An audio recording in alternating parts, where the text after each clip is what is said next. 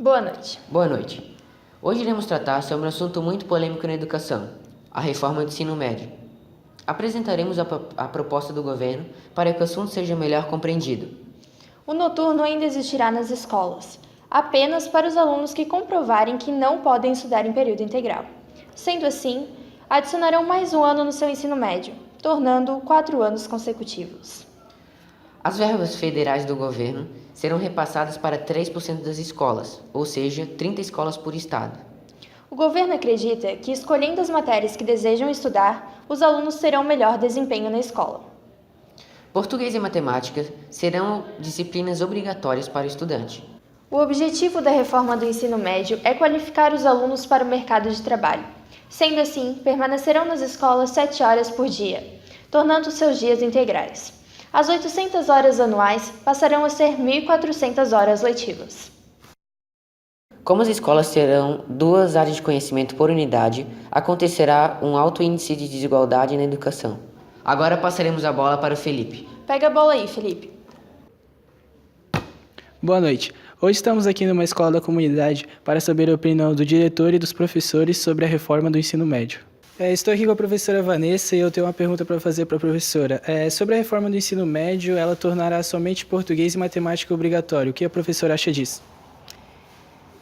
Português e matemática são matérias, sem dúvida, importantíssimas, mas as outras disciplinas, elas dão um aparato para essa disciplina e vice-versa. Então, não há como tornar obrigatório somente as 2 disciplinas, sendo que todas as outras disciplinas, elas têm o seu grau de importância e estão correlacionadas. Então, ficaria faltando muitas coisas. Por exemplo, filosofia, história, sociologia e outras disciplinas que não englobam as linguagens, mas que englobam disciplinas relacionadas à questão social. Então, não teria como, né, a gente falar de humanas, que seriam essas disciplinas, e linguagens que se entreligam, como são as disciplinas de língua portuguesa, espanhol ou inglês, né, também, e desvincular essas outras disciplinas que aprofundam o estudo, né, não somente a linguagem em si, como uma forma de comunicação, mas o que existe por trás dessa linguagem e do ser humano que produz essa linguagem. Então, com certeza, não seria...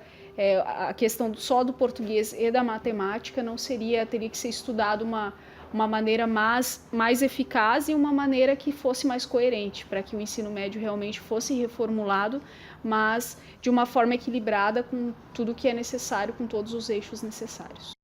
Agora estou aqui com o diretor Josué e eu quero lhe fazer uma pergunta. Qual que é o seu ponto de vista sobre a PEC 241, que foi aprovada em 2016?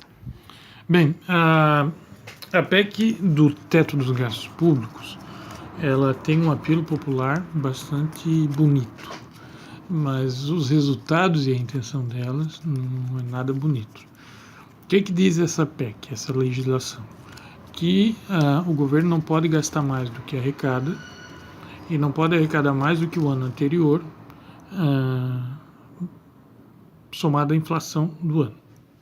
Basicamente é isso.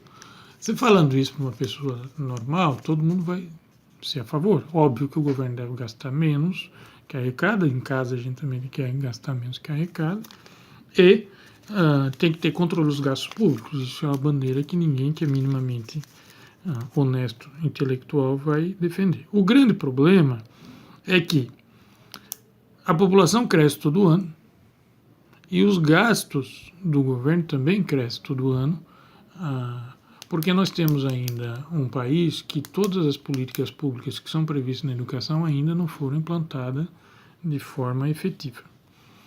E que o governo, ao propor uma medida dessa, não mexe no cerne do orçamento público, que é o pagamento de dívida da União.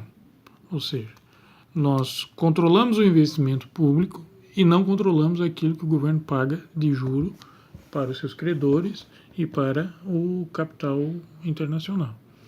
Logo, o que vai acontecer ao longo dos anos?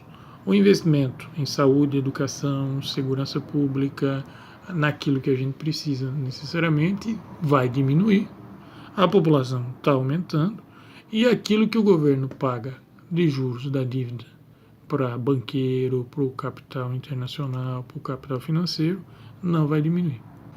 Nós estamos sufocando o crescimento do país em detrimento ao pagamento de dívida pública que foi feito pelo governo, que nunca foi auditada, que foi pelo governo durante os anos, e que, sobretudo, é alimentado pela alta taxa de juros que o próprio governo determina quanto será o juro.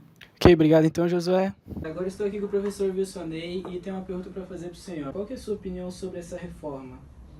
Bom, olha só, essa discussão ela é uma discussão extremamente importante e que não deveria ser feita em gabinete, ok?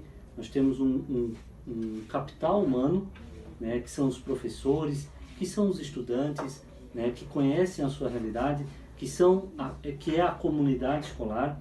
Essa sim deveria ser chamada para discutir a reforma, né? O que está sendo apresentado aqui é uma divisão de classe, né? O que está sendo apresentado, proposto, imposto por um modelo, né, social, por um modelo de governo, é a divisão de classe, em que os nossos jovens em escolas públicas vão ser condicionados ao mercado de trabalho. Essa é a tônica, né? É isso que a nova reforma do ensino médio traz. É o condicionamento dos nossos jovens ao mercado de trabalho. Porque imaginem vocês, né, um jovem que está saindo do ensino médio hoje, lá com os seus 16, 17, 18 anos. Se ele tem dificuldade de definir o que quer fazer, se quer fazer medicina, se quer fazer direito, se quer fazer a área contábil ou área administrativa, imaginem vocês um jovem que está entrando no ensino médio. Um jovem que está lá com seus 13, 14 anos, entrando no ensino médio. O grau de dificuldade que esse aluno vai ter. E ele vai ter que decidir o que ele quer estudar. Ele teve lá um professor que incentivou ele a estudar na área da história. Então, é só isso que ele tem. É uma experiência muito pontual, né, no período do ensino fundamental, e que não garante a esse estudante uma condição de decidir qual área que ele quer estudar. Ele vai ter que tomar uma decisão precoce e de forma equivocada. E essa reforma cerceia, limita o processo de formação, né? É importante que a gente entenda aqui que o ensino médio ele é um processo de construção de um espírito crítico e que o jovem deve ter essa oportunidade para que só depois ele tenha a condição, né, de tomar uma decisão. Que profissão que ele quer fazer, quais são os rumos que ele quer ter na vida. Mas só depois dessa etapa. É um equívoco, é uma queima de etapa, né, exigir que os nossos adolescentes tenham que tomar essa atitude, né, essa decisão tão importante que vai ser muito impactante na vida desse jovem. E chama atenção para mais um fator aqui, para o fato do experimento.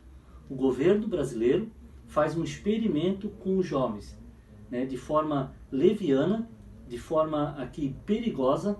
A gente está comprometendo uma geração com um experimento. Nós não temos garantia nenhuma que isso aí, que eles estão dizendo que é reforma, vai dar certo. O que está sendo feito é um laboratório. Estamos condicionando os nossos jovens, a nossa juventude, uma geração a um projeto que não tem garantia nenhuma que vai dar certo. Então, é muito importante, né, o trabalho que vocês estão desenvolvendo, né, o trabalho que os professores estão desenvolvendo aqui com vocês, no sentido de despertar essa consciência crítica, porque a vida de vocês é a vida do jovem que está em jogo. Ok, muito obrigado, professor. Obrigado pela participação. E aqui se encerra mais uma edição do Jornal Estudantil. Obrigado pela sua audiência. Boa noite. Boa noite.